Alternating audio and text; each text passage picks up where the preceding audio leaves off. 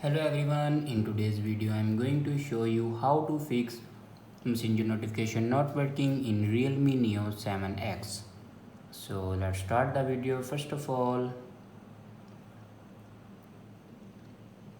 open setting. In settings, scroll down and here you can see the option sounds and vibration. Now click on it and then click on do not disturb. And here you can check your do not disturb. If you turn on your do not disturb, then turn it off.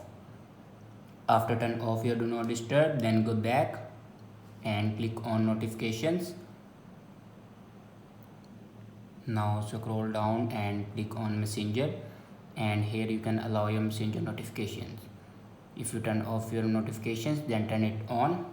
After that, go back to the main page of your settings and scroll down and click on apps. Now click on app management and then scroll down and click on messenger.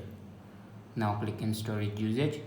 Now here you can clear the cache memory of your messenger. After clear the cache memory, then go back to the main page of your screen and restart your device. For restart your device, press and hold power button and then swipe up to restart your device. After doing these buttons, your problem will be fixed. I hope this video is helpful for you. Thanks for watching.